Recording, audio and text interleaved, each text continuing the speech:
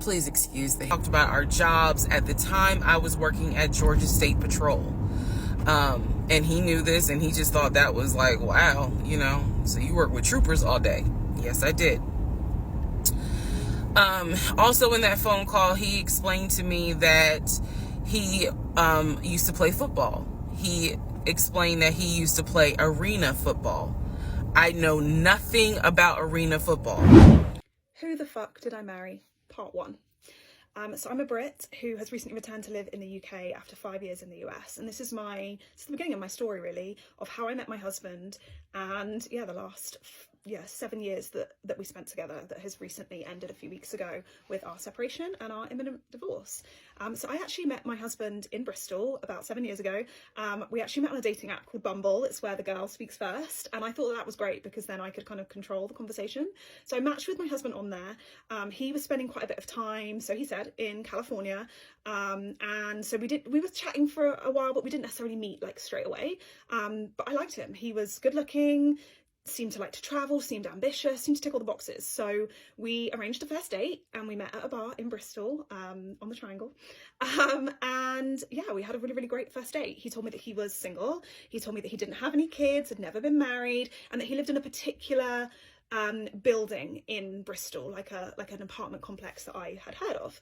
And it was a great first date. I mean, he was charming, he was sweet, he was just like everything you'd hope for. So we actually arranged a second date, and on the second date we went to a comedy club, and again, an amazing second date. And on the second date we had a first kiss, and he asked me if I wanted children and if I wanted to get married, and I said yes, absolutely. And he was like, yeah, me too. And he said that would have been a deal breaker for him if I hadn't have wanted children or to get married.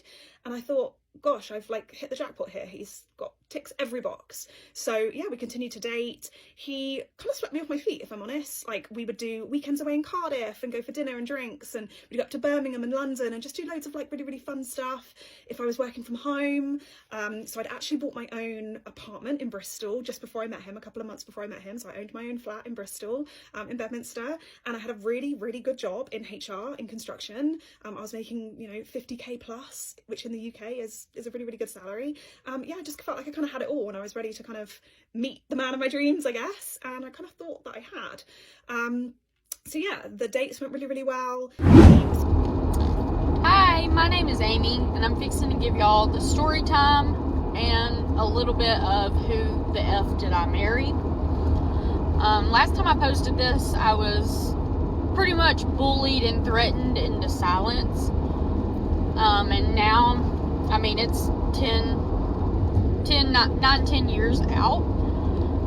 So you may remember me a couple of years ago. I had posted the story time of how I married my high school teacher. So I'm going to re-put that out there, because I was pushed into deleting it when it's my story and other parties could have came out with their story. So whenever I was 17, I was, of course, a senior in high school. One of my teachers, my last period, had slid his number around in a time for me to call him. I had been told that him and the wife were getting a divorce, they weren't living together, and all that came out, and it was not true. He had lied. He was probably my teacher from 9th or 10th grade to my senior year. So we had built a friendship or a relationship. Looking back now, it was definitely grooming. Who the fuck did I marry? Part 1. So I'm a Brit who has recently returned to live in the UK after 5 years in the US, and this is the beginning of my story, really, of how I met my husband, and the last 7 years that we spent together, that has recently ended a few weeks ago with our separation and our imminent divorce. So I actually met my husband in Bristol about 7 years ago. We actually met on a dating app called Bumble. It's where the girl speaks first, and I thought that was great because then I could kind of control the conversation. So I matched with my husband on there. He was spending quite a bit of time, so he said, in California, and so we were chatting for a while, but we didn't necessarily meet like straight away. But I liked him. He was good looking, seemed to like to travel, seemed ambitious, seemed to tick all the boxes. So we arranged a first date and we met at a bar in Bristol, on the Triangle. And yeah, we had a really, really great first date. He told me that he was single. He told me that he didn't have any kids, had never been married, and that he lived in a particular building in... Who the hell did I marry? It's the biggest question there is. Every woman you're about to hear from said, I do, to someone she thought she knew and found out she was wrong. These are their stories in their words. Quick thing before we start, hit like and subscribe. It genuinely helps the channel. All right, let's get into it. That he called himself. Different pictures. So it was a running joke between us. Oh, you ain't even recognize that you had matched with me on Hinge. No, I didn't. And also that should have been a red flag. By the way, you will notice in this story, I called it the United Nations of red flags. It is so many red flags that, I mean, you would have thought I was colorblind because I ignored all of them. So anyway, back to the story. We met around March 4th. We exchanged phone numbers. He called me and we talked on the phone for the first time. In the first phone call, he told me that he had just moved to Georgia from California, from San Diego. His job had transferred him because he was being transferred in as the new regional manager for a major condiment company that is based here in Georgia. I'm not going to say the name. And so we also talked about, and so we agreed to go out at the Cheesecake Factory in a location that was in between. I lived in Clayton County at the time. He lived in Gwinnett County. I realized that if you don't know anything about Metro Atlanta, that makes no sense. But basically, we lived about 45 minutes apart. So we agreed to meet at the Cheesecake Factory over at Perimeter Mall, which is in an area, Sandy Springs, Dunwoody area. All right, who the fuck did I marry? Part 2. So we both put on the table what it is that we wanted. We both had established we were dating for marriage. We were not dating just to date. We were not trying to be friends with benefits and none of that. So the dinner at Cheesecake Factory went really well. We laughed, we joked, we talked about people, which is kind of up my alley, my sense of humor. It was a good vibe.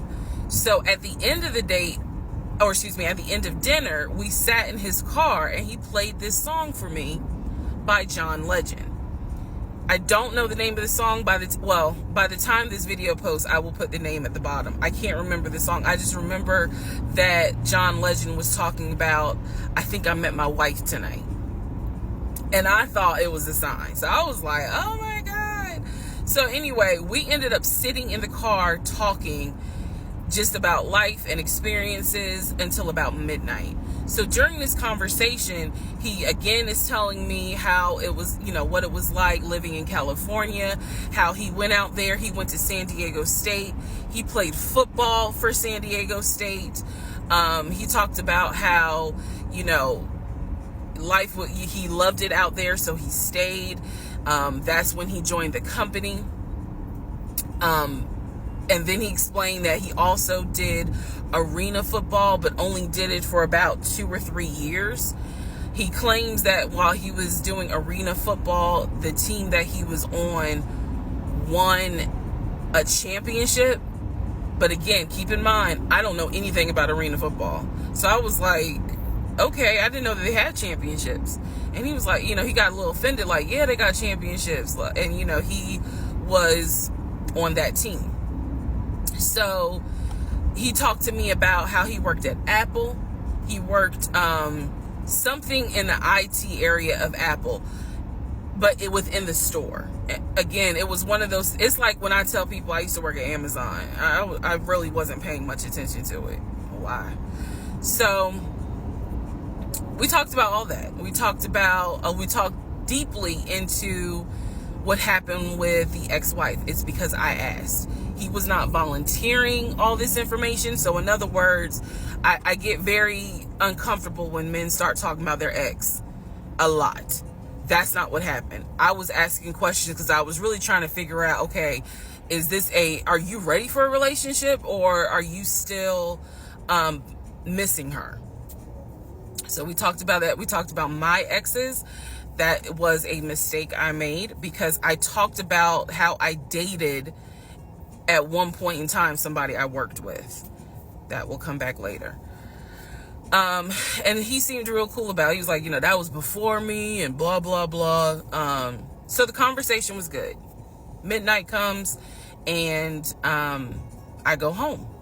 Yes, I went home. We ended up talking. Mind you, our first date was March 7th.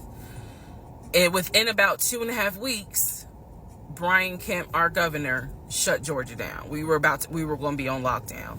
So during those 2.5 weeks, we talked every day. We went out again at Red Lobster.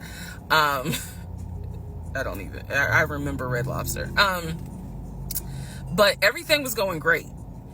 The issue was, where are we going to quarantine? So the question was, are we going to quarantine at his place, which he had like a studio type of situation. Like, it clearly, where he was staying, I was like, it's like a studio apartment, but he kept telling me like, this is temporary because I'm looking for a house. Like, he showed me the email from a woman who worked at the company where she was out on maternity leave, but she was putting him in contact with a realtor to help him find a townhome or a single family house. So I was just like, okay, this is definitely temporary. Like, he's not trying to stay here long term. And she was apologizing in the email. I'm so sorry, this should have been taken care of before you got here, but it wasn't, I saw the email. I read it. I read the email. So the decision was, we're going to quarantine at the studio, or we're going to quarantine in my house? First mistake I made. Well, there's a lot, but this was a mistake I made. So ladies, caution moment. During one of our dates, because keep in mind, in those 2 weeks, we were seeing each other quite a bit. Nothing physical or anything like that, just two people who I thought were really on some, all right, let's see if this is going to grow into something. He came to my house. When he came to my house, I had a 3-bedroom, 2.5-bath townhome. He was in a studio. Now, I'm telling you guys all of this in order of how it happened. So some things I'm probably going to insert what I was thinking and the mistake I made. Can I turn this off? No. Okay, I still need that. And I say that to say that I did not realize inviting him to my home probably made his eyes go, oh shit, she's a keeper. She got this 3-bedroom, 2.5-bath townhouse, and I'm in like a little studio. Yeah, let me go ahead and pursue this. What I need to do to quarantine here. The decision was made, quarantine at my house. So the state went on lockdown. He came and stayed with me in my home, and for the most part, in the initial beginning, it was fine. It was fine. The reason why I hesitate is because I grew up in the church. So for me, it was really like an internal struggle of, bruh, you always said you would never live with a guy unless he was your husband. And now you living with a dude and he ain't your husband. Like, it was a struggle for me because I knew better. And don't come for me. I'm just telling you the way I grew up. It was like that. It was not sitting right with me. But at the same time, I didn't want to quarantine by myself. I did not want to. So there we go. So he moved in. we talked about the bills. Let me clear something up that I said in the other video where I said he paid all the bills. He paid all the household bills. He did not pay my car payment, my cell phone, or my car insurance. He paid the rent, because my rent at the time was less than $1,000. He paid the utility bills. And so when he's telling me that he's a regional manager, I was like, wow, okay, so you got money. And so he paid all the household bills. So my check really was just taking care of me, myself, and I. And I am not, this is where it's not gonna make me look good, but it's the truth. It was intoxicating to not have to worry financially about how to pay the bills. It was a wonderful feeling. And so I kind of pushed to the side the fact that, yeah, you shacking up, because it's like, but your page, you don't have to worry right now. Like, he's taking care of all of April's bills before April even comes, because this was still March. So we're living together, and I'm cooking, I'm cleaning, he's helping to cook and clean, and then we have a conversation about house. Is he still going to buy a house just for him, or is he going to buy a house where it's for us? Because we are going to try to make this thing work, be official, get married, have a family. So the question now on the table is, what are we going to do? Because I didn't want to stay in Riverdale, Georgia. I did not want to raise a family there. I refused to have a baby in Clayton County. So the decision was made, let's start looking for a house for both of us. Remember, he was already looking for a house for him. But then he was like, you know what? We're together. I plan to marry you. Let's look for a family home for the two of us. He was like, this is how much I was approved for. That's when he showed me the Chase paperwork. It was a letter stating that and it had the Chase emblem at the top. He showed me a letter stating that he was approved for $700. All right, part 3. Who the fuck did I marry?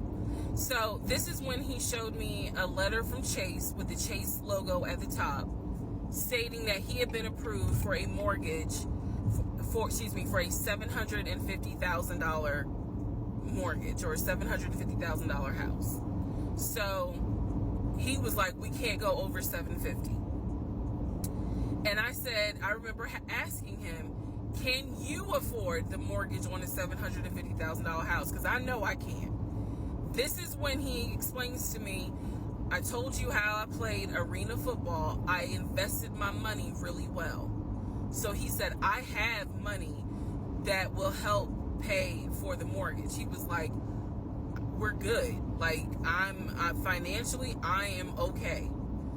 He was like, that's why I'm able to get approved for $750,000 mortgage. So he told me that his money was in different savings accounts. He said he had an account with Chase Bank, he had an account with US Bank, and he had an offshore account. This is what he told me. The offshore account, I was like, why? And he explained something about, the U.S., the U.S. imposes taxes on money when you have a certain amount in U.S. banks. He was like, so everybody knows that it's smart to have some money in an offshore account. Y'all, look, I live paycheck to paycheck. I was like, okay, that's whatever. I said, so you have the money to pay for a home. I'm also holding in my hand a letter from Chase saying that he was approved for $750,000. So I went off of what I saw. So we contacted a realtor. I won't say his name, but man, if he ever sees this TikTok, I owe this man such an apology. But we contacted a realtor who was based in Cobb County, because I was very adamant I wanted to move back to Marietta, Smyrna area in Cobb County, Georgia. He was fine with that. His whole attitude was, you're gonna be my wife, happy life. So we met a realtor. I would find houses that I wanted to tour. Keep in mind that this was COVID. So at the time, we could not tour a home. It would have to be a virtual tour. So this particular realtor, we found a house in Douglasville, Georgia. Not Cobb County, but nevertheless, it's in Douglasville. I was fine with Douglasville. So we found a house in Douglasville, Georgia. The realtor did a FaceTime tour of the house. The house was a nice home. 5 bedrooms, 4 baths. So we did a FaceTime tour of the home, and the home was listed, I believe, roughly 400 and something thousand. I really liked the house. I could see myself living there. I could see us living there. Could see us with the kid there. This is now April, just for timeline purposes. This is April. So he really liked the house. He was like, you know what, we'll put an offer in on the house. He was like, if you like it, because again, it was COVID. We weren't going to be able to see the house in person because the family still lived there. So he said, I'll put an offer in. We'll see if it's accepted. I said, okay. So he puts an offer in. He's telling me he put an offer in. I need to clarify some things he told me and the things that I actually saw. So for this house in Douglasville, he told me he was putting an offer in. The realtor would call me, because one thing that the realtor told us, he was like, if the woman likes the house, typically the house is going to get bought. So he kind of dealt with me a bit more than he did my ex-husband. And again, this is April 2020. This is before we got married. So at the time, he was my boyfriend. So the realtor was calling me and was like, hey, I put the offer in, and what they're asking for is proof of funds. And I did not know anything at this time about buying a house. So I was like, hey, you probably need to talk to him, because I'm not even listed on the mortgage. Like, from the paperwork I saw, it was only in his name. So he called him. I guess they talked. I was not there, but I'm assuming that they had talked. So the boyfriend is coming, my ex is coming home saying, yeah, I talked to so-and-so. I sent him over the paperwork. The offer was approved, and they are going to try to do a virtual closing. First, we got to do an inspection. If the inspection goes all well, then we have to do a virtual closing. He also told me that he put down earnest money on the home. He put down, I believe, $5,000. He said, I just transferred the money over to the realtor's account or whatever, so that it could be earnest money for the house. So I'm just like, okay, great. He was like, so realistically, this is April. We should be able to get in that house by June. Okay, no problem. So this is what he told me.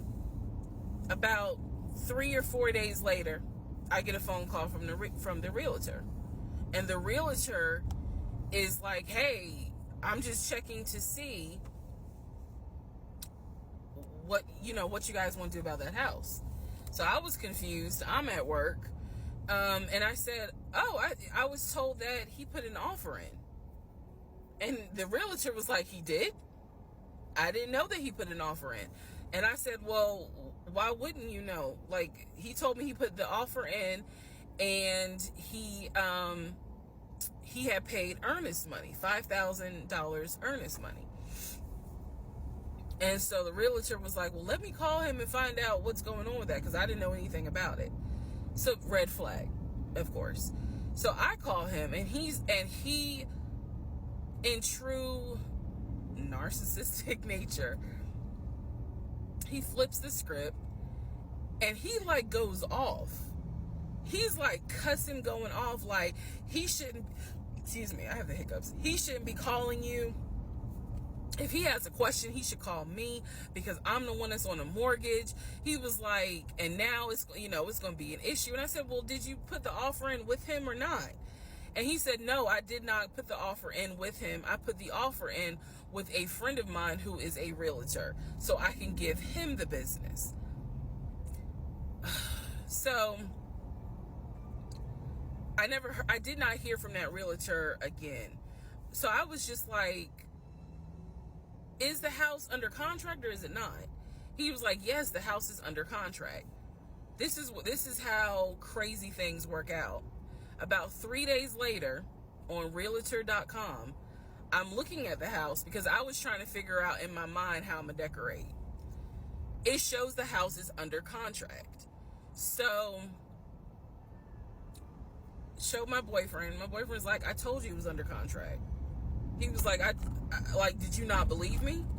And I ain't had the heart to say, hell no, I didn't believe you. Like, it seemed too good to be true. But once I saw the house was under contract, I absolutely believe that, okay, it's under contract with him. Like, yeah, we're about to do inspection. We are about to move.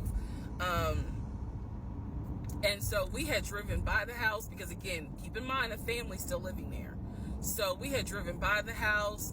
At this point, he was like, I want us to start looking for furniture so that way we can go ahead and order it. So when it's time to move, the furniture is ready because, it takes like 6 to 8 weeks sometimes for furniture to be delivered if they don't have it in stock. Like, he was very methodical and planning and saying, this is what we need to do. So we started going to Home Depot, Lowe's, because we had a printout of what the sellers were going to take. They were going to take the appliances. He had a printout. Let me be clear. He had a printout. So it said on there that they were going to take the appliances. So we needed to get a new stove, new refrigerator, new microwave, all that stuff. So we went to Home Depot and Lowe's, and I went ham. I chose all these new appliances. And here's where we get into the shopping. All right, part 4. So we go to Home Depot, we go to Lowe's. I'm choosing all these appliances. He's taking pictures of the SKU number. We had representatives helping us, and he basically explained to them, hey, we're buying a house.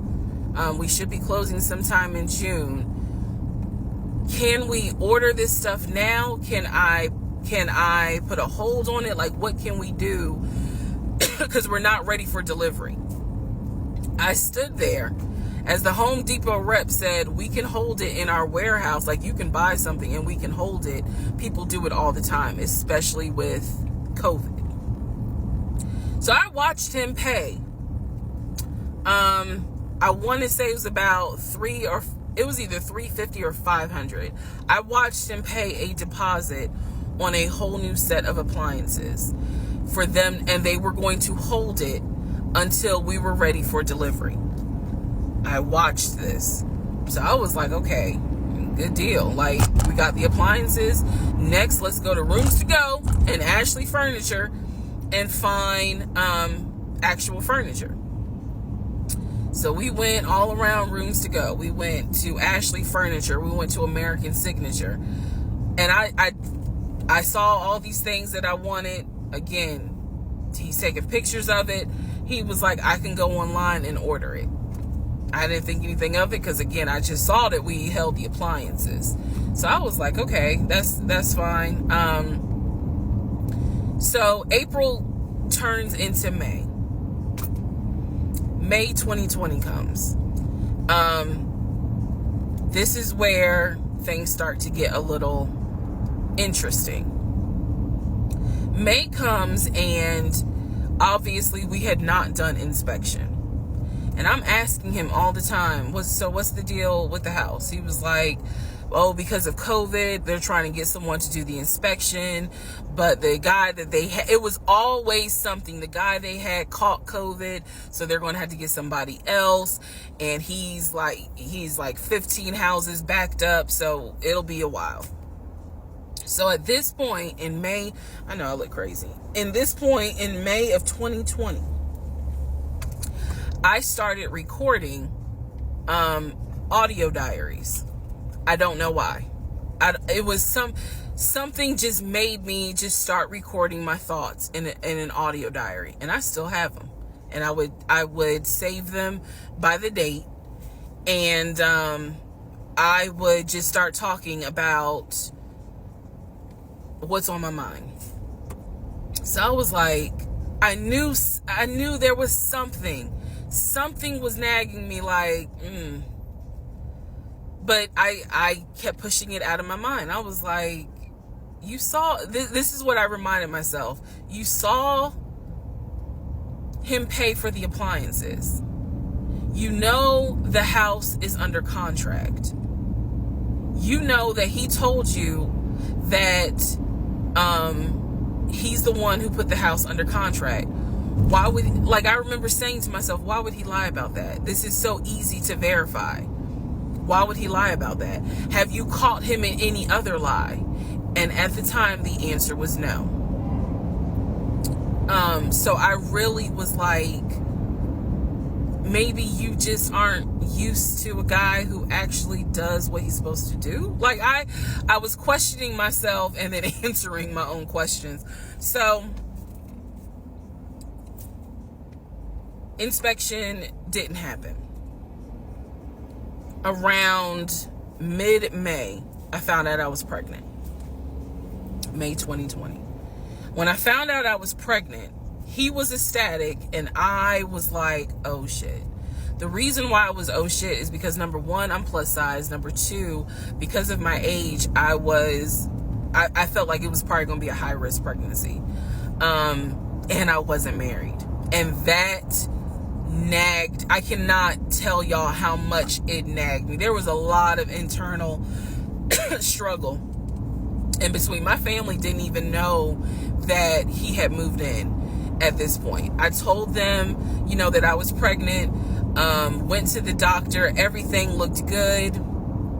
But again, because it was COVID, he couldn't go in with me into the actual room. So, doing any sort of ultrasound, doing the blood test, because my HCG levels were really high. So the doctor was like, hey, it might be twins. We don't know yet. You're still kind of early, along. They gave me a due date. The due date was January 26th of 2021. So yeah, May, found out I was pregnant. So there was now more of a push into, we got to get a house. We got to get the fuck up out of here. I'm not having a baby in Riverdale. Okay, nothing against Riverdale, but I ain't having a baby in Riverdale. So we need to find out what's going on with this house. And so he was on top of it. He had an answer for everything. He was like, I'm gonna call and find out what's going on, blah, blah, blah. He then magically told me about a week later, oh, they're going to do inspection on the house, like, in 2 days. So I was just like, okay, keep in mind, I'm taking his word for it. I'm taking his word for all this. So he's like, they're going to do an inspection. Once we get the inspection report back, then we will know what we're going to be responsible for. What are we getting ourselves into? So, I guess they did an inspection. He showed me an inspection report. Only thing that they said that the roof had just recently been replaced, which I remember he was very happy about. And the issues that there were for the house were minor. It was not a bad, because we did have a discussion about it. He was like, it's nothing that we can't handle. Then he said that we were set to close the end of May. We were set to close the end of May. He told me it was going to be a virtual closing. You're probably like, what the hell is a virtual closing? Because again, he's saying because of COVID, people are not closing in the office. They're doing a virtual closing where you would need to electronically sign the paperwork. This is what he's telling me. And so he was like, we're set to close like just before Memorial Day. And so for some reason, again, there's still that nagging part. For some reason, I didn't start packing. Anyone that knows me will tell you I hate moving. I've done it enough in my life. I hate moving. But I did not start packing up that house at all. I was just like, I'm pregnant. My body was changing so fast that it was like I can barely keep my eyes open half the day. And so, no, I didn't start packing. And I remember I did record, again, I was recording audio diaries just about every day. When something didn't sit right, I would verbally record it in the audio diary because I was like, I don't know what it is, but there's something. That was the theme of our relationship. I don't know what it is, but I know there's something. And so I remember talking to myself in my little prayer closet, because that's where I would do my recordings. And I remember thinking, what if we don't get this house? Like, what if he's lying? But again, there goes that thought process of, why would he lie about this? Like, who makes up that they're buying a house when in fact they're not? And then he's showing you all this paperwork. Like, come on, you can't be that jaded that you don't even believe what's in front of you. All right? So now we're going to go into part 5. Okay, part 5. Who the fuck did I marry? So I'm questioning all this stuff in my head out loud on my audio diary. Who the fuck did I marry? Part 1. So I'm a Brit who has recently returned to live in the UK after 5 years in the US. And this is the beginning of my story, really, of how I met my husband and, the last 7 years that we spent together, that has recently ended a few weeks ago with our separation and our imminent divorce. So I actually met my husband in Bristol about 7 years ago. We actually met on a dating app called Bumble. It's where the girl speaks first. And I thought that was great because then I could kind of control the conversation. So I matched with my husband on there. He was spending quite a bit of time, so he said, in California. And so we were chatting for a while, but we didn't necessarily meet like straight away. But I liked him. He was good looking, seemed to like to travel, seemed ambitious, seemed to tick all the boxes. So we arranged a first date and we met at a bar in Bristol, on the Triangle. And we had a really, really great first date. He told me that he was single. He told me that he didn't have any kids, had never been married, and that he lived in a particular building in Bristol, like an apartment complex that I had heard of.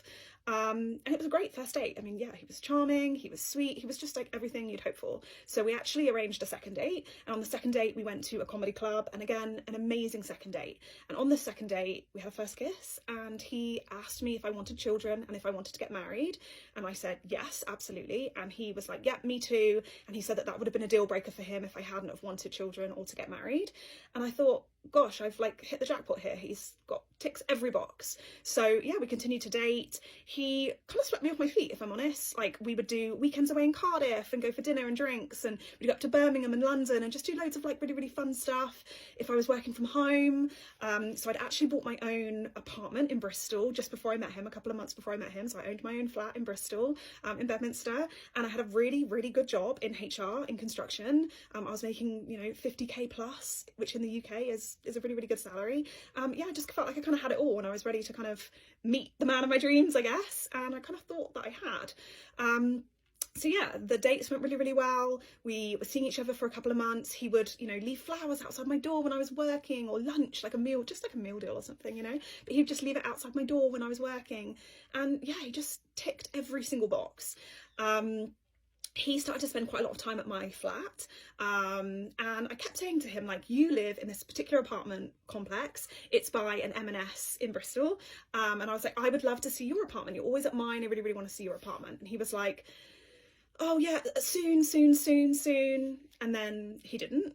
And at one point I was like, no, I need to see where you live. Like, why are you avoiding this question? It's so bizarre to me. And he was like, oh, I'm actually selling it and the sale's just about to go through. And then before I knew it, he'd sold the flat and life had kind of moved on. I'll come back to that because that's pretty important. But yeah, so I was like, okay, fine. I also remember one evening we were just chilling at my flat and a notification came up on his phone, and it was a notification from Tinder. And I was like, this is strange. Like, why are you getting notifications from Tinder? And he was like, it's old, it's not new.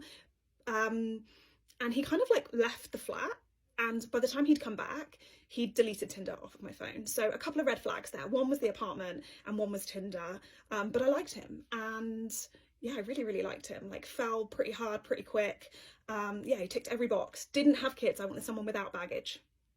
I wanted someone who kind of met me where I was at, you know, had a good job, I had a good job, and who owned his own place, because I owned my own place. So I was very clear with him that that was what I was looking for. No kids, had never been married, owned their own apartment, and just had a really, really good job. In time, I found out he only had a good job. The rest of them weren't so true. So yeah, that's the end of part one. Follow along and I'll do part two. Part two of Who the Fuck Did I Marry? So if you haven't seen part one, please go back and check that out. So yeah, I met my husband in Bristol, and very, very quickly we got very, very serious. We met in the September, and for New Year's Eve, he whisked me away to Paris, and we ended up going to Paris together. It was super romantic. It was amazing. I'd actually never been to Paris, and it's one of my favourite cities, and we just had the best time. We did have a bit of an incident in Paris where I'd been putting some photos on Instagram, but I wasn't ready to tag him yet because we hadn't had like any kind of chat about whether we were like exclusive, boyfriend, girlfriend. I assumed we were, but you know, that kind of odd stage. So I hadn't tagged him, and he got really, really funny with me in Paris and was like, are you embarrassed of me? And just all these things. And we ended up having a bit of a row, and in the end I just tagged him in the photos. But yeah, I remember that being a little bit of a red flag. But yeah, we had an amazing time. We got back from Paris, and I was set actually to go travelling for 3 months in the February. I booked it long before I met him. I was going to do a little Asia trip, kind of Southeast Asia. It was something that I hadn't managed to do when I was younger. I'd finished uni and gone straight into work. And yeah, I was doing Cambodia, Laos, Vietnam, Singapore, and just kind of like a little Asia trip. And I was 29 and I felt like it was my last kind of chance to do that, right? So I booked that. So for Christmas, he actually got me a trip to New York for Christmas. Yeah, it kind of meant that for me, I felt like it cemented that I was going to stay with him while I was away, because he'd obviously bought me this trip to New York. I mean, I liked him a lot anyway, but I felt like that was his reasoning behind getting me the New York trip, was because then he knew that I would obviously stay and be with him when I got back from traveling. So while I was away traveling, we spoke every single day, and before I knew it, he'd already moved into my apartment. So yeah, he moved into my apartment while I was traveling. It was obviously something that I agreed to. But on reflection now, I'm like, that was very, very quick. So we met in the September and he'd moved into my apartment in like the March. So within like 6 months, he'd moved into my apartment. Yeah, maybe on reflection a bit of a red flag, but I really, really liked him. Definitely fell pretty hard. And yeah, so the minute that I got back from traveling, we were together, and he was living in my apartment, and he very, very quickly told me that he had a dream to move to California. And he told me that he had been on a plane and that he had met a potential business partner in California, and that we were going to look to move to California together. He asked me what my thoughts on that were, and I wasn't fully sure, but we ended up doing the New York trip that he'd obviously booked me for Christmas. And yeah, I was like, why not? Like, I like this guy. It's clearly serious. He said he wants kids and marriage and has never had that before. And so yeah, I'm like, let's do it. Like, let's apply to move to California. So yeah, he started this business from my apartment. He was living in my flat, and yeah, set up this business in California, and we started working towards moving there together. Very, very quickly, we figured out that the only way for me to be able to move to America was if I married him. And that's the end of part 2. So yeah, follow along if you want to hear part 3. Who the Fuck Did I Marry? Part 3. So yeah, if you haven't checked out the other videos, please go back and take a look. But yeah, so I very, very quickly realised if I wanted to be able to move to America with my husband, that we needed to get married, basically. We'd only been together a couple of months, but that realisation, yeah, there just didn't feel like there was another way for me to be able to go to America. So we started to make plans for us to visit the US, to go to California to see where we would be living around my 30th birthday, so February 2020. And we would take a little trip to Vegas. We actually had friends going, and we were going to go and see the Tyson Fury Wilder fight, which was amazing. And we would get married, and then we'd do a Grand Canyon trip. We would keep it really, really quiet. And we would get married. So one day, we're kind of planning all of this, and one day we are driving home from dinner with my family in Exeter, and we're driving back to Bristol, where we obviously now live together in my apartment, and he kind of drops a bombshell.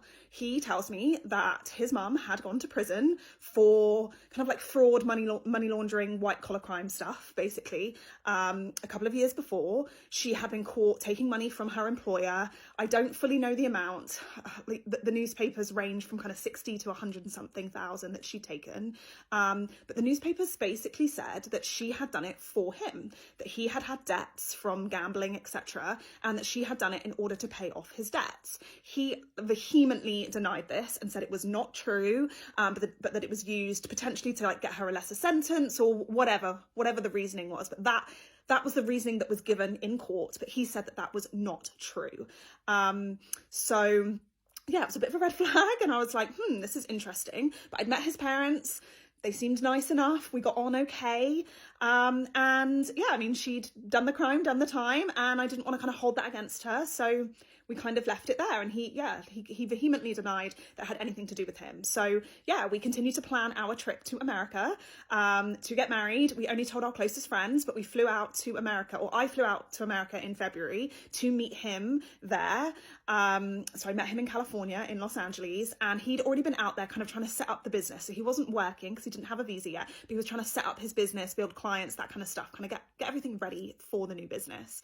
So I went out to meet him, and one day I just felt a bit of an urge to have a look at his phone. I don't really know what it was. I must have had doubts, intuition, whatever it was. And I went through his phone and found something quite interesting. So that is the end of part 3. Part 4, Who the Fuck Did I Marry? So if you haven't watched the other videos, please go back and take a look at those. So I am in California on a trip, about to marry my husband. We're about to go to Las Vegas and get married. And I have an urge to go through his phone. So I went through his phone and I found a message from his mum, and I can't remember exactly what it said, but it said something like, I've paid the CSA for like this amount of money. And I was like, the CSA? Like, I'm a child of divorced parents, so I assumed that was like the child support agency or whatever. So I straight away spoke to him. I actually texted him because he wasn't there at the time. And I actually have a text and it says, he came back and said, hey, no, it's nothing to do with children. I had a car and I had to, and I wrote it off, and basically I didn't have gap insurance, and now I need to pay for it. And it's actually the Credit Service Association. I have a text saying that, so I can prove that. I actually showed it to my cousin the other day, and she was like, whoa. But yes, so I found something saying that he had made a payment, or his mum had made a payment on his behalf to the CSA, and he told me it had nothing to do with children. He didn't have any children, and it was to do with a car. And I was like, okay, if that's what you say. I didn't really have the kind of relationship with his parents where I felt that I could ask them, to be honest. I obviously mentioned in the previous video that his mum had been to prison. This is something that his family have never, ever discussed with me, ever. I have never, ever, ever had a discussion with his parents. It's like it happened, and nobody ever talked about it ever again.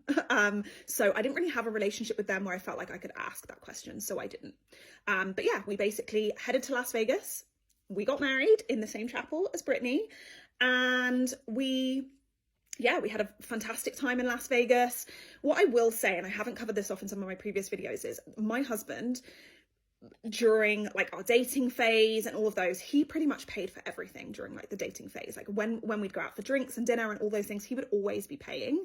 And he really, really did like sweep me off my feet. We lived this amazing lifestyle. We'd been on holiday to Dubai and the Amalfi Coast in Italy, and we'd done, Vegas and California. Like we lived this amazing, amazing lifestyle. So basically, he was staying in America for a little bit longer to keep setting up the business, and I was flying back to the UK to go back to work. So I flew back to the UK, and as I was flying back to the UK, there was a lot of people in masks. People were starting to talk about this new flu, and COVID hit.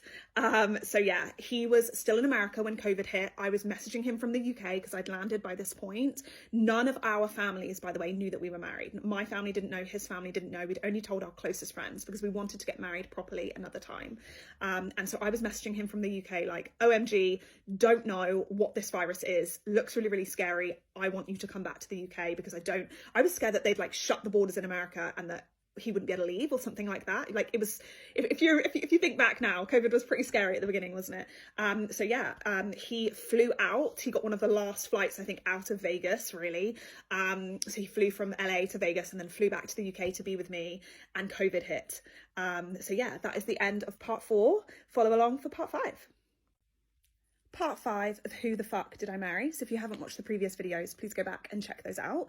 But yeah, so COVID hit. We are now in like February, March 2020, and my husband had to get a flight out of the US and come back to the UK because obviously everywhere was just like shutting down. And yeah, if you remember that time, it was pretty scary. So he came back to the UK. We were in lockdown for a lot of it. We actually spent the whole of lockdown in my apartment in Bristol. So in a little 2-bed apartment. We had no garden or anything. He didn't have an income. He had quit his job. He'd actually come home a few months before and basically just announced that he'd quit his job. He was living in my flat and he had now had no income. So I was kind of funding our whole lifestyle. And yeah, we were just living in COVID. I was working and he was setting up the new business. And yeah, it was kind of nice. I kind of enjoyed COVID, I'll be honest. I enjoyed not really having to go anywhere, doing some baking, doing some cooking, doing all of that. It was just kind of like a peaceful time. And we did also really get to know each other's families during that time. We did a lot of like online quizzes, if everyone remembers all of that stuff. But one thing that really stuck out to me during that time was that I never really met any of his friends. So I have quite a few different friends. I've got my university friends, my school friends, my American friends, my Bristol friends, and he got to know like all of my friends. But I didn't really get to know any of his. So we've been together 7 years. I've only ever met one of his friends. He just never introduced me to anyone. He would mention names of people and I just never ever met them. So yeah, on reflection, that was a bit of a red flag, but he was always just a bit of a loner. And I'm not saying that in a horrible way. He just enjoyed his own company, and also enjoyed my company, and it just kind of worked. So it wasn't something that I was too concerned about, to be honest. But yeah, so we did COVID. Got to know each other's friends and family. Everything was great. Like we basically applied for our visa. The American embassy was shut at the time, so we did an E2 visa for his business, and we were just sat waiting basically to see if the American embassy would approve his business. It was just it was an exciting time, but also just nerve-wracking, you know, like, are we going to move to America or not? So after 10 months, so I think it was December 2020, we finally got an interview at the embassy. So we went up to London together. We stayed in a hotel. We went for like a few London dinners. I mean, it was still COVID time, so not everything was open. We still had to wear masks and stuff. But yeah, we did our interview. The interview for the E2 visa was actually not as bad as I thought it was going to be. He obviously had done a huge amount of prep with the E2 visa process, and with just with the whole thing. He was like super prepared. I went up with him. We were married. So yeah, he had his visa approved in December 2020, and I had my spouse visa approved at the same time. And he straight away in December, just straight after Christmas and right before New Year, he flew straight to America to get going and get started on the business. And I stayed in the UK until February. I owned my own apartment in Bristol, so I put that on like up to let. And I carried on working because I was due to get quite a big bonus. So my bonus that I think was paid out around Christmas time, I think, was around about £15,000. So I had a pretty big bonus paid out. And I also, you know, was continuing to make a salary. I've mentioned in a previous video, I was making kind of 50 grand a year. I think it was 55,000 a year I was making. So I was making some good money. And what I was doing was I was staying with my mum. I was renting out my apartment in Bristol, and every single penny that I made, I was sending to him in America. So he was working in America and I was working, and we were just saving every single penny so that when I finally went out to America, we would have a bit of money saved. So yeah, I finally moved to America in February of 2021, and that is the end of this part. So yeah, keep following, and let me know if you have any questions in the comments. part 6 of Who the Fuck Did I Marry? So part 6, I have just moved to America, so it was February 2021. I've just moved to America to be with my husband. Just before I left to go to America, and I am just going to say, I am trying to keep people's privacy here, like of my family, of my husband and his family, but one thing that my dad did do was give me 2 pocket watches. He gave me one Rolex pocket watch and one sterling silver pocket watch, and he said to me, if you're ever in trouble, sell these, and then I know that you have something to kind of look after you, right? I'm just mentioning that because I'll come back to it later in the story, so it's just something to keep in mind, okay? But yeah, so I moved to America. I initially couldn't work, so I've had a lot of questions on this. My husband is British. I am also British. He set up a business in order to get an E2 visa, and I went on an E2 spouse visa.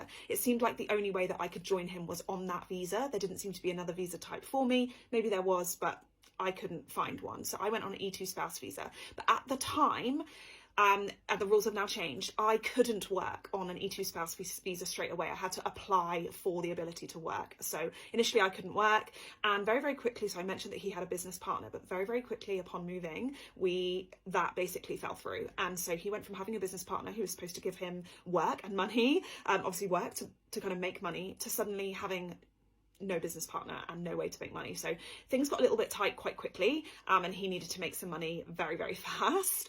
But yeah, I wasn't able to work, so we got a dog. My baby Cleo. Yeah, she was my first baby. Yeah, absolutely love my dog. I have not seen my dog. She is in the UK. I have not seen her since she's been in the UK. At the moment, he's not allowing me to have any visitation with her. We were supposed to have 50-50, 1 week with him, 1 week with me, but at the moment he's not allowing that. And yeah, it's obviously a bit contentious with the kids and with everything else, so I'm kind of not pushing too hard, but I'm hoping at some point that I'll have 50-50 with my pup. So yeah, but yeah, so living in America, bills racking up. My husband needs to get the business off the ground. My husband was one of those people who, you know, at one point he came home and he was like, I bought a boat, or I bought a camper van. He was very like one of those people who just purchased big purchases, didn't really discuss them with me that much. But he would usually kind of flip the boat or flip the camper van and makes a bit of money on it. So it was just very much like his personality. But yeah, so nobody knew that we were married, and we're living in America together. And yeah, it's amazing. Like the lifestyle was great. We started to make friends. We started to settle in. The business started to take off. And one day he was like, hey, let's take the dog for a walk one Friday. We'll head up to towards like Santa Ynez, so like kind of like towards wine country, just past Santa Barbara. And he was like, we'll go for a walk, there's a waterfall there. And we went for a walk, and we went to this waterfall, and yeah, my husband got down on one knee and asked me to marry him. Although we were married, I still wanted like the dream, girls. I still wanted to be asked to be married. I still wanted the ring, I still wanted the white dress, I still wanted all of those things. And my husband knew that, and he made that happen for me. The engagement for me was definitely one of the best days of my life. Yeah, it was absolutely incredible. Yeah, beautiful waterfall. I had my pup there, had, you know, what I thought was the man of my dreams. The ring was amazing. It was a 1.7 carat Marquise diamond, beautiful engagement ring. Yeah, it was amazing. And this meant that we could start planning our American wedding. So we always wanted a really, really small wedding, and we planned to get married in America. So we got engaged, I think, in like May 2021, and we planned our wedding for February 2022. We actually got married in Santa Rosa Valley in an amazing house, kind of looking out with amazing views. We only had about 25 guests, but this is where there's another red flag that I probably should have thought more about. And I mentioned earlier that my husband was a bit of a loner, but basically at our wedding, it was my friends and family, and then his parents and his sister. He didn't invite any friends or anything like that. And like I said, I never really met any of his friends, but he was always just a bit of a loner, and I don't say that to be mean, it's just very much like his personality. So yeah, so again, had an incredible wedding, had just, yeah, the time of our lives, and yeah, we're living this absolutely incredible life in America. And then things start to kind of get a little bit different. So we got married in February, and in I think it was either April or May, we actually moved. So we were living in Ventura. We actually moved to Westlake Village, and we moved into this amazing, amazing house. And one evening I'm sat on the sofa with my husband, newly married, new house, business is taking off. We live in America, like it's all going really, really well, right? And I'm sitting on my husband on the sofa, and we were like watching a program, and he started to I'm not going to do the movements because I don't know how triggering this is going to be for people, but he basically started to like shake and convulse, and I was like, hey, stop doing that, you're scaring me. And he didn't stop, and he was having a seizure, and he had a seizure for about 5 minutes. I called the police. I would love to hear my 911 call. I called an ambulance and was like, I think my husband's having a brain hemorrhage and dying. He had bitten his tongue. There was blood everywhere. It is still to this day, I think, probably like one of the most horrifying things that I have ever witnessed, is watching the man that you love potentially die. Like, I thought he was dying. So he had his first seizure, and yeah, it was awful. We went straight to the hospital. We got an ambulance straight to the hospital, and he didn't know why he'd had a seizure. He'd never had one before in his life. They didn't know why he had a seizure. I will say, I've done videos on American healthcare before, but the service that he got was incredible. Within 3 hours, he had been in the ambulance, gone to the hospital in Thousand Oaks, been seen, had like CAT scans, you know, all the stuff, blood tests, everything, and been released, and they had no idea why he had a seizure. So we just hoped that it was just a one-off, like a random thing, right? And then a week later, we're sat on the sofa and the same thing happened. So I called an ambulance again, because at this point we were still kind of going through testing and trying to figure out what had happened. But yeah, so basically we go to the hospital and he has all these tests again, and then we get home, and about a week later or a couple of days later, he's like, hey, I've got something I need to tell you. I think I know why I'm having my seizures. And that's the end of part 6. Part 7, who the fuck did I marry? So my husband's just started having seizures, and he's just come to me a few days after having his second seizure and said, hey, there's something that I really need to tell you, and I think I know why I'm having seizures. And my husband basically comes clean and tells me that he has been driving from Westlake Village, where we live, all the way to Santa Ana, which is like a 2.5-hour drive, to pick up illegal prescription pain meds. And he tells me that he has been taking tramadol. So the reason I'm calling them illegal prescription pain meds is because potentially if you go to a doctor, you can be prescribed these like opioid painkillers, right? But then the doctor would give you a prescribed amount to take, and they would control the substance. He was getting them illegally, so he was getting them from somebody in Santa Ana and taking an amount that he didn't know how much he should be taking. So just to go back a little bit, my husband, when I met him, has kind of always had back pain. He told me that he'd had a car accident when he was much younger, maybe 16, 17, 18, something like that, and he'd hurt his back. And so I knew that he had back problems. And I think where he'd been working, he'd hurt his back again. I know that when we were in America, he'd gone to urgent care quickly for a bad back. And I'm not sure if they then prescribed him tramadol there, I don't know. But yeah, so he ended up taking a large amount of prescription pain drugs, basically. And he said that he felt that might have been what led to his seizures. So we discussed it with his neurologist and all of those things, and they just weren't sure. So we carried on with the testing, basically. But I wasn't pissed off that my husband might have a prescription pain med problem, because that's something I could support him in. I wasn't pissed off about any of that. What I was pissed off about and hurt about was the fact he lied.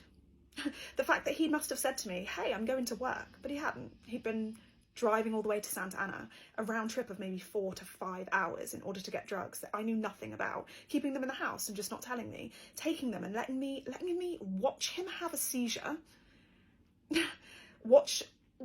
letting me watch him thinking that he's going to die, but actually he thinks that he knew why he was having seizures. So his parents fly out to America to kind of support, which was great. They didn't really seem too concerned, to be honest, about him lying about the prescription pain drugs. On reflection, that really should have been a red flag, but I just assumed that they just weren't giving much away about their disappointment in their son, if that makes sense. So he continued to have seizures. He had seizures for probably the next 2 years on and off. But yeah, he told me that he'd stopped taking tramadol and that he'd stopped taking those prescription pain meds, and he was also taking some anti-seizure medication and things like that. So yeah, we kind of moved forward. While his parents were out visiting us, they did actually let us know that they had found our marriage certificate.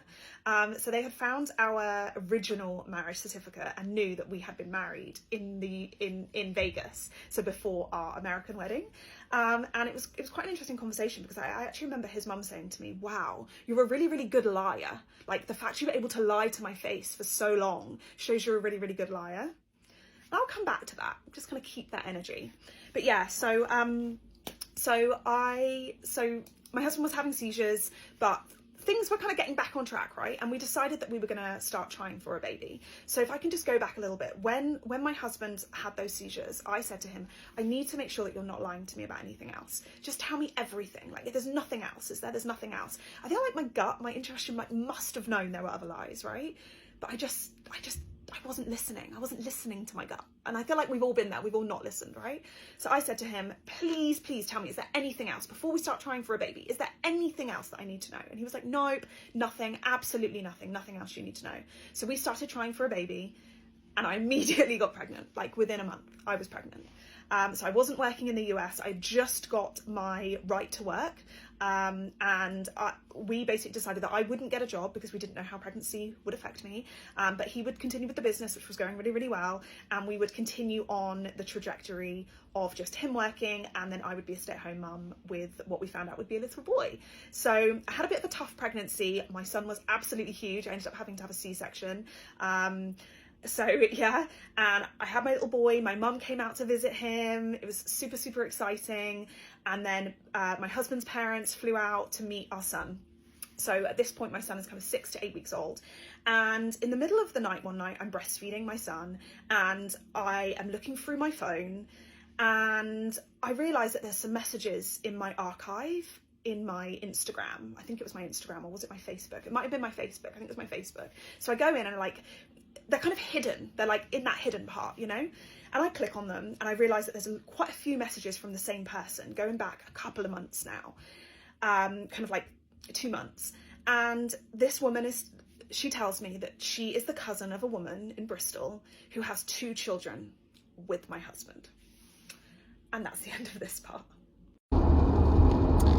Hi, my name is Amy, and I'm fixing to give y'all the story time and a little bit of who the F did I marry. Last time I posted this, I was pretty much bullied and threatened into silence. And now, I mean, it's 9-10 years out. So, you may remember me a couple of years ago, I had posted the story time of how I married my high school teacher.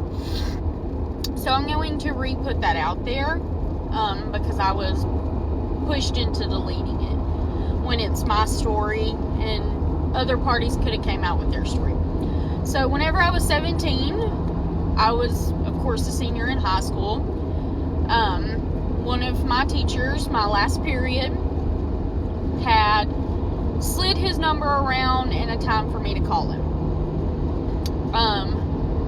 I had been told that him and the wife were getting a divorce, they weren't living together, and all that came out, and it was not true. He had lied. He was probably my teacher from 9th or 10th grade to my senior year. So we had built I guess a friendship or a relationship. Looking back now, it was definitely grooming, because I mean, we would talk like we were best friends, hang out, you know, with the whole class, etc. So I truly believed that he told me that they were getting a divorce, and I believed that. I shouldn't have, but I believed it. So when I called him that night, of course I'm nervous. He was telling me that he had liked me for a couple years. Just that past summer, he couldn't get me out of his head. Yada, yada, yada. All the love bombing that you could think of going on went on. And in my brain, I truly thought he meant it.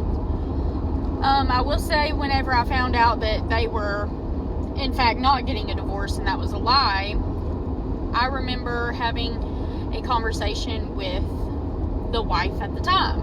And I want to say, like, she gave me so much grace that I probably couldn't give to somebody else if they had done. So I just want to put that out there. She was never rude to me. Nothing. Never once. She talked to me a lot about Jesus, and if I believed in Jesus, and if I believe, you know, what I did was wrong, which at the time, I'm 18 years old now, and I know best, etc. You know, nobody can tell you anything at 18. So we had continued talking, and it had been going on for about a month and a half, My dad had went out of town, and I went and stayed with him, behind my parents' back. And so it was just a slippery slope after that. It had kind of made its way around school. We weren't very quiet about it. I guess you could say it wasn't very secretive because I was 18, didn't think nothing could happen, which is a lie. So it made its way around the school, and one day he had called me the night before and said, I think that they are going to come to the school and question us tomorrow. And so I was prepared for that, because one of the sisters had told him that it was getting around to his niece and stuff at the school that him and I were in a relationship. So we carried on our relationship. Then the detectives did come in. We were put in separate rooms, questioned for hours. Cops were there, all the above that you can think of. So I remember going home that night and panicking. And I get a call from an unknown number, and it's him asking what I had said to the detectives.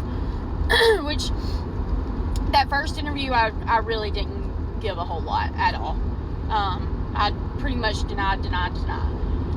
Well, it was Thanksgiving break, and I remember I'm like, I'm gonna have to tell my dad about this. My dad had custody of us, me, my brother, and my sister. But my plan was to tell him after Thanksgiving. Family dinner was over. Well, I get a call Thanksgiving morning, and it's my dad. And I instantly knew why he was calling me. And he had asked me about it, and I had told him the truth. And he told me that we needed to sit down after Thanksgiving. Pretty much told me that there was no reason for somebody to go to jail over something that I consented to. So we sat down and we had conversations, and was told that him and I were not allowed to talk anymore. And of course, being young and dumb, found a way around that. Should have just let it be, but can't take it back now. I did a lot, of wrong things, especially to, the wife. I should have ended it as soon as I found out that they were, in fact, not getting a divorce, but I didn't. Nobody could tell me anything. My dad had tried to talk some sense into me, like whenever I was going to be in my prime of my life, I was probably going to have to be changing his diapers. It was rough, and it was really rough. And me, I was 18, and I was fully head over heels in love. Thought that he was going to be my forever. So as soon as all this court case started coming out, of course, that's whenever his divorce was going through, finally. So after that, before he was ever divorced, I was pretty much already proposed to, which I thought was done out of, I guess, a good heart. Looking back now, he proposed to get out of jail. He needed me to marry him, that way he could not be, that way I couldn't go up on the stand and testify, truthfully.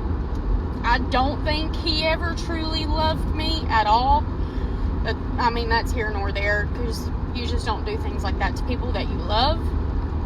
So we ended up getting married at the end of my senior year. I think it was in June that we got married, because we had to wait 60 days after his divorce was final. And on that 61st to 62nd day, we were married. And this was international news. It had been going on. We were being followed by multiple news outlets. But back to that, we were living together, married, fine, and he started being very abusive mentally at first.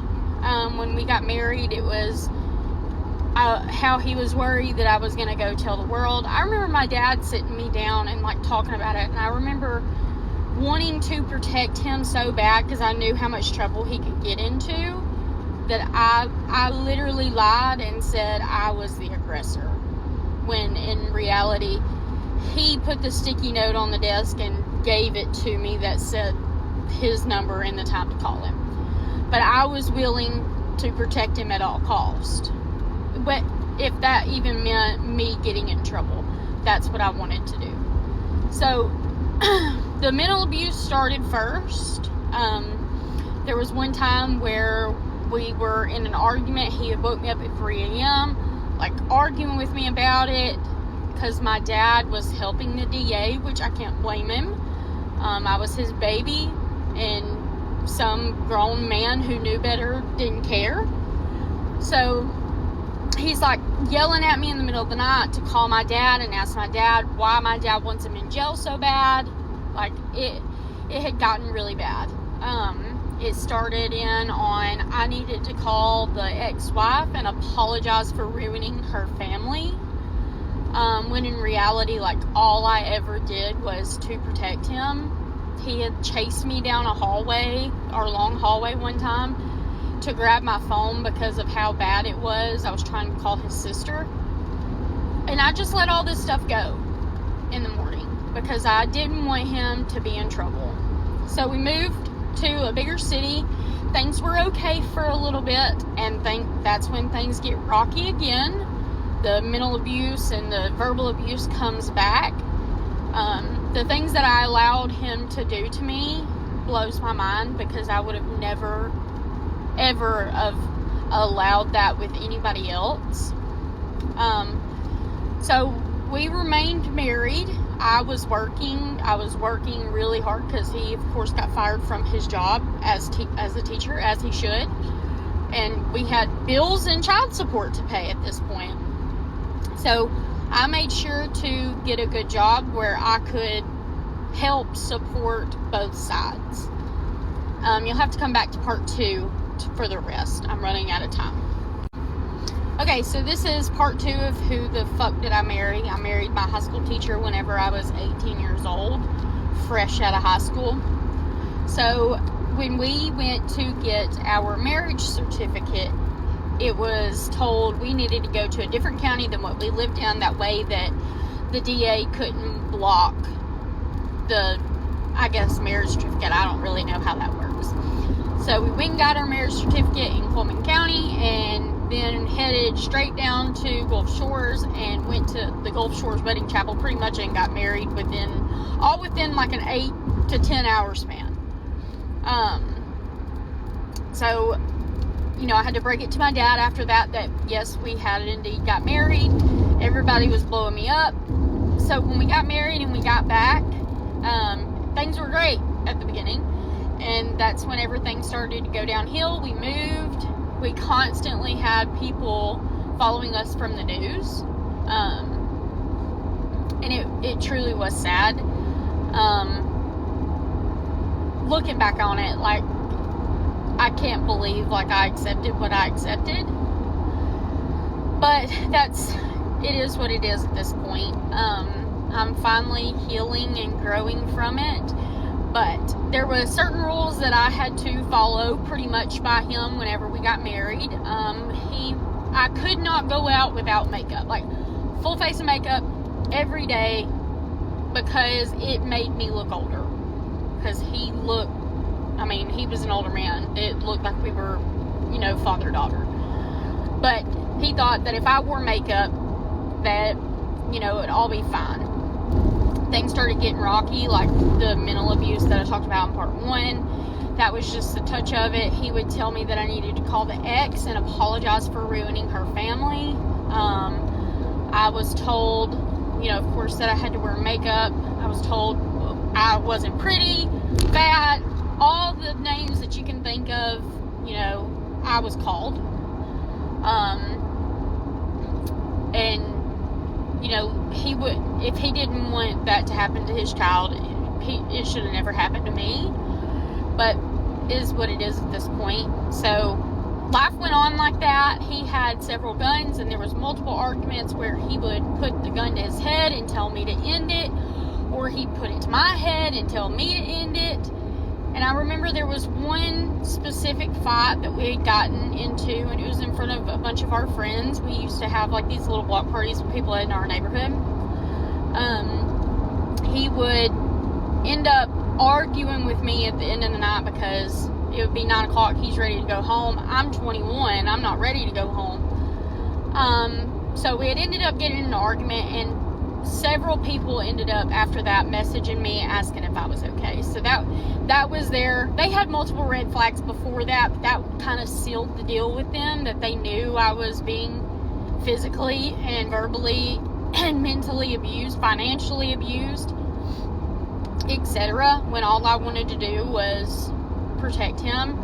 It was constantly told, are you going to go to the news, blah, blah, blah. And I'm like, I was never going to whenever we were married. Whenever I asked for a divorce, it was a couple weeks after that night, after our friends had reached out to us. He had went through my phone one night and had seen where I was messaging my dad proof of abuse, and I was messaging one of our really good friends proof of abuse, and one of our really good friends was like, this isn't worth that. Like, you deserve more than that.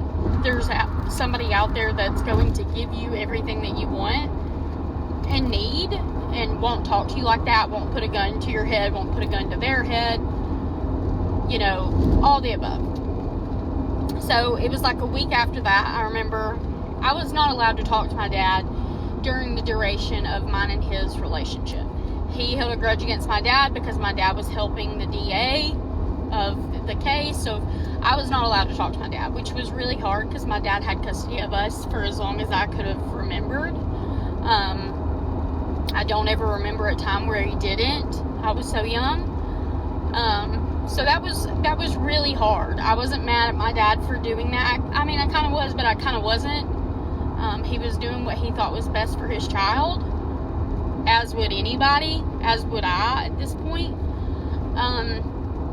So I was not allowed to talk to him unless, we were in an argument and he was telling me to blow his phone up, asking why he wants him to go to jail, etc. So that was kind of the gist of that. And I remember I called my dad in the middle of nowhere.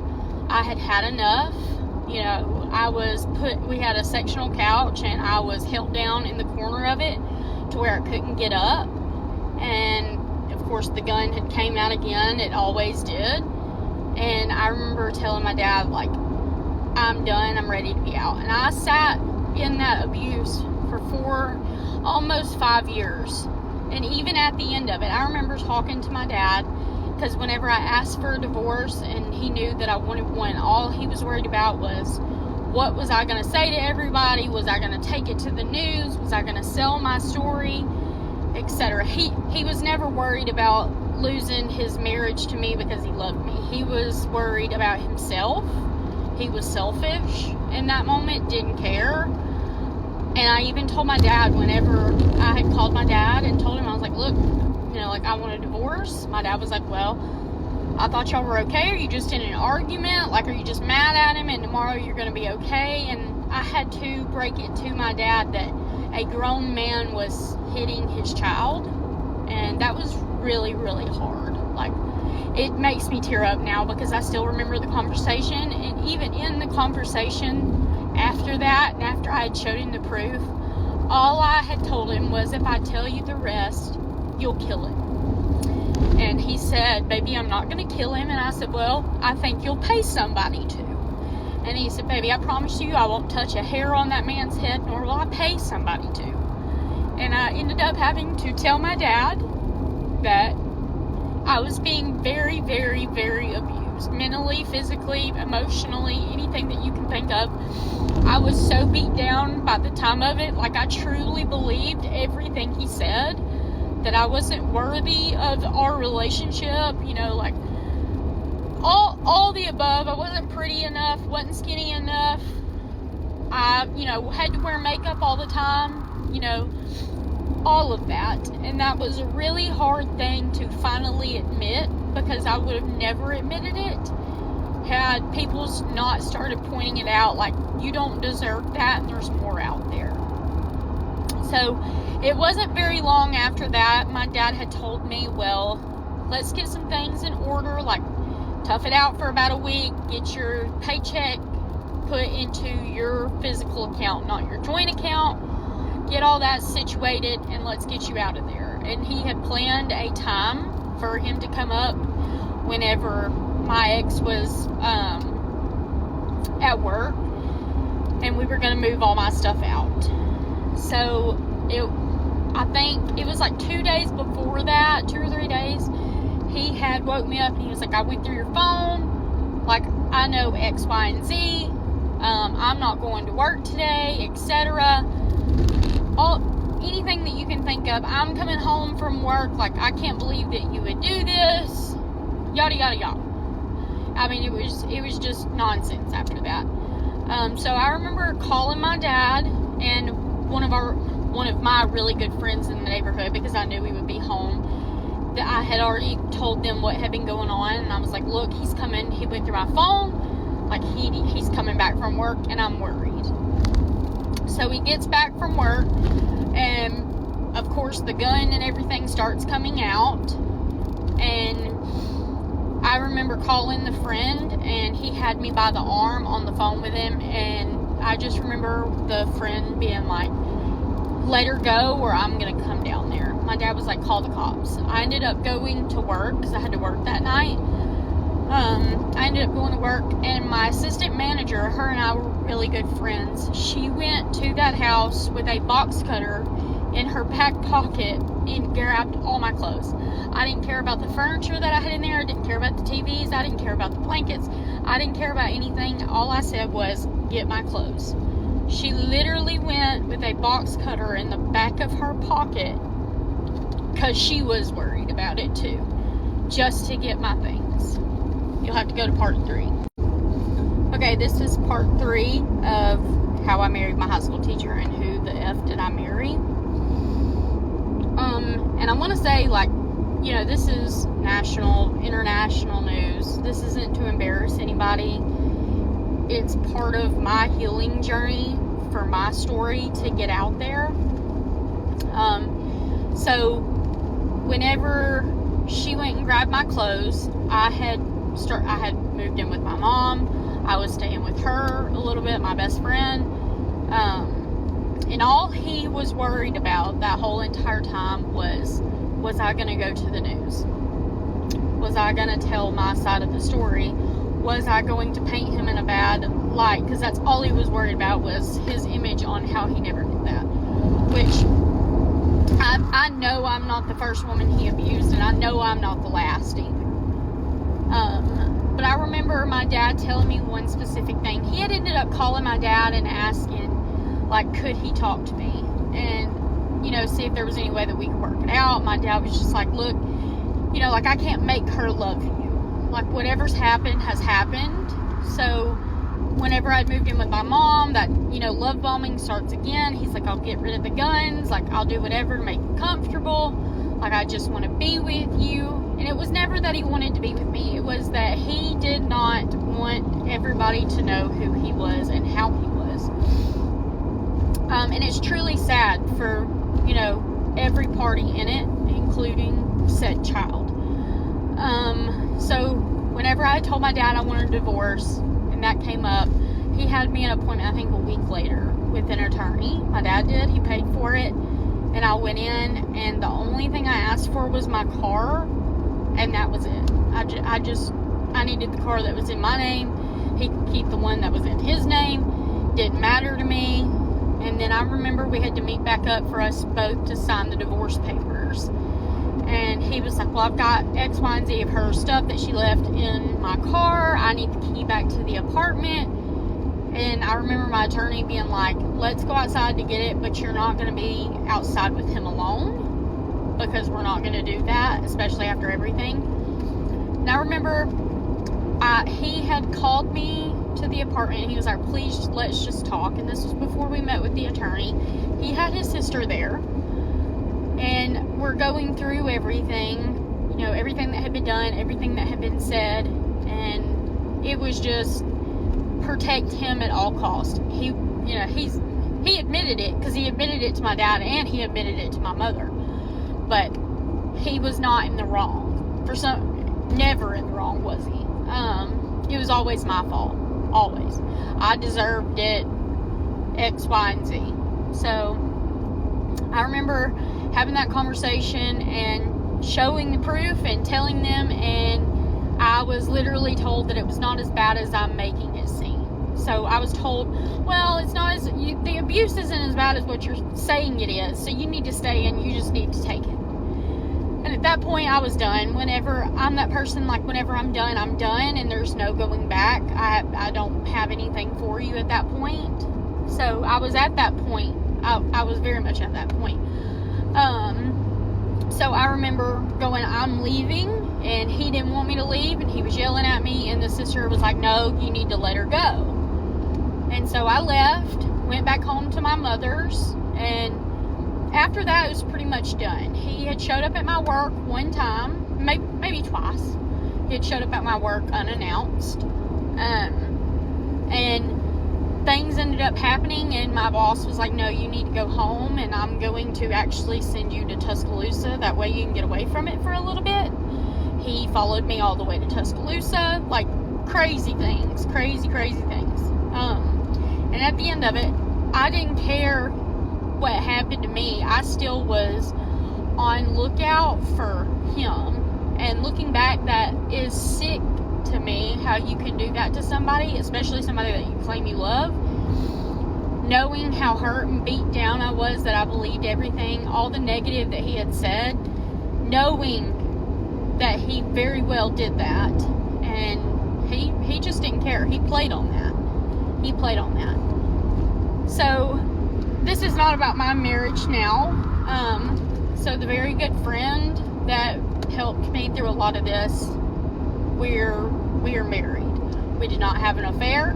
Nothing like that happened. We did not get together till a year and a half, 2 years after my divorce. And I truly thought that my ex-husband loved me until I got with my husband now. And the amount of love that man has for me, that my ex never had love for me. Never. There's no way. He had love for himself, and he was only on the lookout for himself, and I think that's the only reason he stayed, is because he was worried about me telling my side of the story. I've told this side one time before, and I was called and pretty much threatened for anything that you can think of, because I didn't show up to the court date, which I didn't have to because I was not subpoenaed to.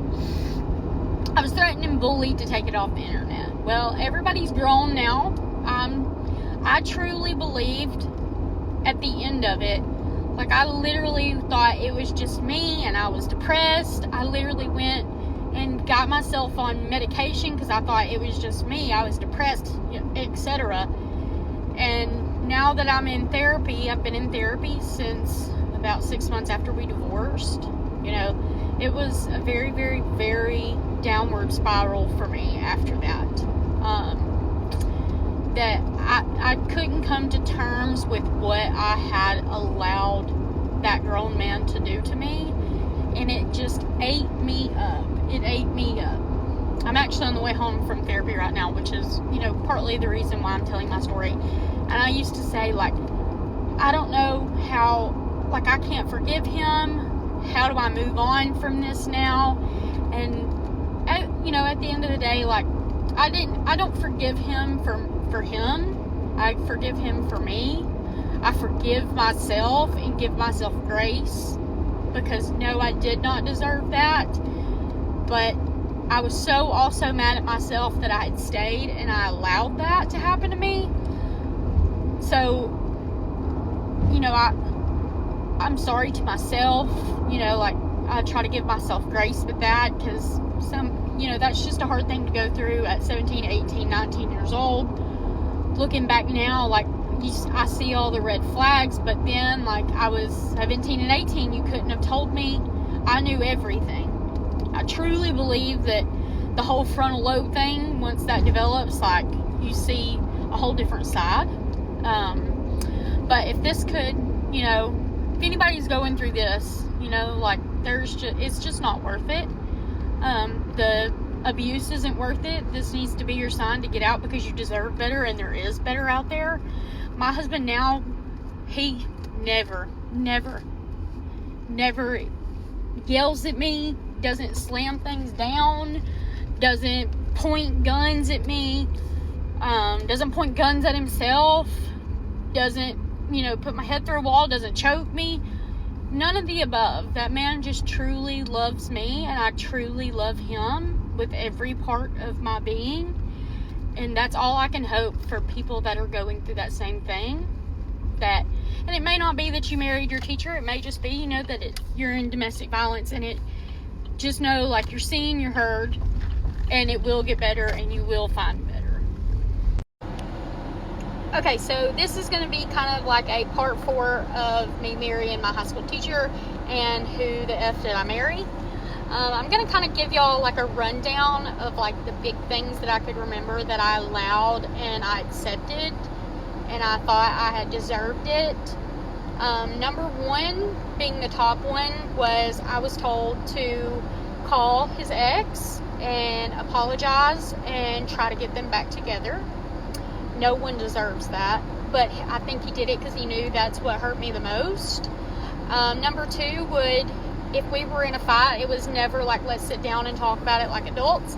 It was a knockout, drag out, and it would end with him either putting his shotgun to his head and telling me to end it, or putting it to my head and putting my hand on it and telling me to end it. No one deserves that. Nobody. Number 2 was I was always forced to wear makeup. If I didn't, it was an argument. Didn't matter where we were going. Didn't matter if we were sitting at home. Always had to have a full face of makeup on. He said I looked older with makeup, and if I was not wearing makeup, of course, people thought he was my dad. I mean, he was 19 years older than I am. Nobody deserves that either. Some other things that I accepted was always, when it was a knockout, drag out, like I would be crawling down our hallway trying to get away from him, and it was just like tower on top of me. I wasn't allowed to talk to my dad. I could only talk to my mom and my sister, but when my sister had my nephew and my niece, they were not allowed to come over. They were not allowed to stay the night. Nothing. He wanted nothing to do with my family. It was a fight if I wanted to go see them, etc. No one deserves that either. That's him trying to alienate you. So I just want to say, like, there's plenty more that I could go back and I can say, but that's just like the top that I constantly think about. It took me a long time and a lot of therapy to realize that I did not deserve any of that, and I should have never had to go through that. And whenever I say, like, I forgive him, it's not for him, it's for me. Because had his child had to come to him and say what I had to go tell my dad, he would have ended up wanting to kill somebody. And so it was kind of just like an F-you. So I'm just telling you now, like, October is Domestic Violence Awareness, and I want to bring awareness to it, because nobody deserves that, whether you're a male or you're a female. Nobody deserves to be abused. Nobody deserves to go through that. Nobody deserves to go through worse. I will say it never gets better, and I think I hung on to hope that it would get better, and it never gets better. It only ever gets worse, and I truly mean that. There was times where I was choked in between our sectional couch where it bees. So I just want to say, like, if you're in it, there is a way out, and there's a brighter side to it. I will say him and I are no longer together. We've been divorced years now. Who y'all see on my Facebook where I just got married. I just got married March 1st of 2025 to the love of my life. And whenever I tell y'all, if you're in it right now, I know it's hard to see the light at the end of the tunnel, but I'm telling you, it's there. Whenever I tell you this man's love for me runs so deep, he could never and would never do the things that have been done to me. He has built walls around my walls so people can't hurt me, and he would literally do everything in his power to protect me, and that's what everybody deserves. So thanks for listening to my story times. I know it was long, but thanks for tagging along, and I hope y'all have a great day. She told him exactly what she was looking for. No kids, never married, owned his own place, a good job. He said yes to every one of them. Only the last one was true. That is the shape of the second story. The first one is older and darker and does not start with a dating app, but with a folded piece of paper on a high school desk, slid across by a man who had been in contact with this girl since she was 14 or 15 and had been building toward that moment for years. 2 different women, 2 different countries, 2 men who had a reason for the relationship that had nothing to do with what they said the reason was. Amy was 17 when her teacher put his number on a note and told her what time to call. He had been her teacher since 9th or 10th grade. The word she uses now is grooming, and she names it without flinching. What grooming looks like from the inside is a friendship. It looks like a grown man who treats you like an equal, who talks with the whole class so nothing seems particular, who makes you feel seen and smart and mature in a way that most 17-year-olds are not getting from the adults in their lives. You do not recognize it as grooming because it is specifically designed not to be recognized. By the time the number lands on your desk, you already feel like you chose this. He told her he and his wife were separating, that the divorce was coming, that they were not living together. None of this was true. She called him that night, nervous, and he told her he had liked her for years, that she had been on his mind all summer, that his feelings for her were something he could no longer contain. She believed him. She was 17. She was being told by an authority figure who had known her for years that she was wanted in a way no one else had ever wanted her. That is a specific and powerful thing to say to a teenager, and it works in the direction it is designed to work. The specific context of a school adds a layer worth naming. You see this teacher every day. He grades your work. He sits at the front of a room you are required to be in. The structure of authority and evaluation is built into every interaction before anything else can happen. When he becomes the person who notices you, who talks to you like an equal, who treats you as someone worth knowing, the experience is shaped by all of that institutional weight behind it. It is not just a man being interested. It is a figure of authority redirecting that authority into something that feels like intimacy. That is a complicated thing to see clearly from inside it, especially at 17, especially when it has been building for years. When she found out the wife was not actually leaving, she did not end it. She was 18 by then and says she knows she should have. She acknowledges the wrong she did to the wife, who was apparently gracious to her in a way she says she probably could not extend to someone else in the same situation. The wife talked to her about faith and about what she believed. Amy was 18 and nobody could tell her anything. She was in it, fully in it, and the people reaching in from outside could not make contact. The detectives came to the school. Both of them were put in separate rooms and questioned for hours. She denied most of it. Afterward, he called her from an unknown number to ask what she had said. She had covered for him. Her father found out Thanksgiving morning and sat her down. He tried to reach her with a plain observation. She was going to be in her prime, and he was going to be old, and she was going to be the one taking care of him. She could not hear it. She was in love in the way that makes the outside voices dim to something distant and beside the point. Amy names her own choices in this, and it matters to say she does that clearly. She was a minor when it began. and he was her teacher. The starting conditions are not ambiguous. What she also says plainly is that after she turned 18, she continued to make decisions. She stayed after learning the wife was still there. She lied to detectives and said she was the aggressor when she was not. She covered for him at every turn because she wanted to protect him and did not want him to go to jail. She was not passive after the age of 18. She was deeply in love in a way that reorganized what she was willing to do, and she made decisions inside that reorganization that she is now sitting with.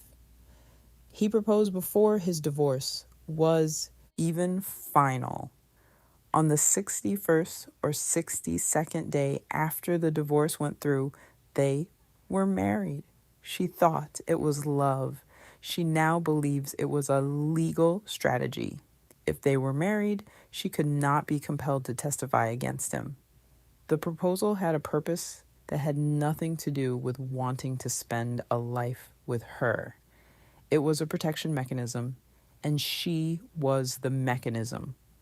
After they married, the mental abuse began. He would wake her up at 3 a.m. to argue. He demanded she call her father to ask why her father wanted him in jail, as though her father did not have a plain reason. He told her she needed to call the ex-wife and apologize for ruining her family, which she says now is remarkable, given that she had spent the entire time protecting the man who had pursued a 17-year-old student. He chased her down a hallway to grab her phone when she tried to call his sister. She let it go in the morning every time because she did not want him to be in trouble. She was still, even then, absorbing harm and prioritizing his legal situation over her own safety. The specific cruelty of that sequence is worth stopping at. She had lied to protect him, said she was the aggressor when she was not, covered for him at every point where the truth would have made things worse for him. And the result of all that protection was a man who woke her up at 3 a.m. to fight, who told her she owed an apology to the wife he had deceived in order to pursue her, who chased her down a hallway. You do not do those things to someone you love. You do them to someone you needed and are no longer afraid of. The relationship she thought she had been protecting the whole time was producing this, and she stayed because you do not leave just because the morning looks different from what you thought you were building. The British woman's story starts with a checklist, and the checklist needs no defense. She had built something real, her own flat in Bristol, a good salary, a life she had constructed on her own terms. She was clear with herself about what she was bringing to a relationship, and she was equally clear about what she was looking for. No kids, never been married, owns his own place, has a real job. Those are not unreasonable requirements. They are the practical terms of someone who knows what she has and wants someone who has done equivalent work on their own. He said yes to all of them. He was charming, good-looking, seemed to travel, seemed ambitious. The first date was great. The second date was great. And on the second date, he asked her about marriage and children and said those things would have been deal breakers. She felt like she had found someone who understood exactly what this was supposed to be. He swept her off her feet. Weekends in Cardiff and Birmingham, flowers left outside her door while she worked from home, meals left on the doorstep. For Christmas, he bought her a trip to New York. She was going on a 3-month solo trip to Southeast Asia, something she had booked before she met him, something she had wanted to do for years. She went. He moved into her apartment. She agreed to it, but says on reflection it was very fast. They met in September. He was living in her flat by March, within 6 months of meeting, while she was in another country. There were red flags before the move. She wanted to see his apartment. He always had a reason to delay. Then the apartment was being sold, and before she could insist again, the sale had gone through and the chapter closed. One night, a Tinder notification appeared on his phone. He said it was old. He left and came back with Tinder deleted from his phone. She noticed both things. She stayed. She had fallen pretty hard, and when you are already in the falling, the flags require a specific kind of energy to act on, an energy that is hard to locate when you are also enjoying what you are inside. When she came back from Southeast Asia, he was living in her flat and had a vision. California. He had met a potential business partner on a plane. He wanted to move there together. He started his business from her apartment. They looked into what it would take for her to move to America. The only path forward, it turned out, was marriage. That is where part 2 ends. There is also the question of what the British woman's checklist was designed to protect her from. She was specific because she had built something and she wanted someone who had done equivalent work. No kids meant she was not entering a situation where someone else's prior life took priority before she had had her own. Never been married meant no ex-wife, no ongoing entanglement she was not a part of. Owning his own place meant financial stability. A person who had not been waiting for someone else to house him. She had been precise because she knew what instability costs, and she knew what she was bringing, and she wanted the same energy in return. In the end, she found a man who had only one of the 4, and who had read the rest of the list and said yes to all of it. The checklist she built to protect herself became the script he performed back to her. Both stories have a love bombing phase, and both women describe it with the clarity of people who have since learned the name for what was happening. Amy. Every romantic thing you could imagine was happening. The calls, the professed feelings, the intensity of being told she had been someone's only thought for an entire summer. British woman. Weekends away, flowers on the doorstep. The gift that told her he was thinking about her 3 months out. The questions about marriage and kids on the second date, as if he already knew the answers he wanted to hear. In both cases, the early investment was concentrated and total. In both cases, it worked. Love bombing works because from the inside, it is not distinguishable from being deeply and intensely loved, especially the first time you encounter it, especially when you have not learned yet to recognize the pattern. The concentrated nature of it feels like evidence. It feels like proof that you have finally found the person who sees you completely and will not look away. Only later does it become visible as a tactic, as something designed to get you somewhere specific before you could slow down and look around. Both women are still in their stories. Amy is in part 1 of what sounds like a long unwinding. The British woman is in part 2, headed toward California and a marriage whose purpose is beginning to show its shape. What has already been told is enough to see the architecture.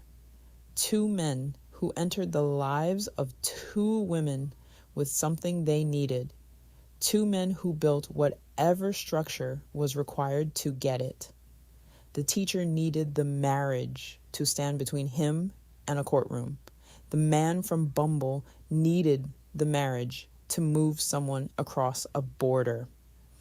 In both cases, the women arrived at the altar not knowing that The reason for the wedding had already been decided, and it was not the reason they were standing there. That discovery does not come on the wedding day. It arrives later in pieces, usually starting with a single thing that does not add up and then expanding from there until the whole picture comes into focus. Both of these women are in that expansion. Neither of them is done finding out what they married.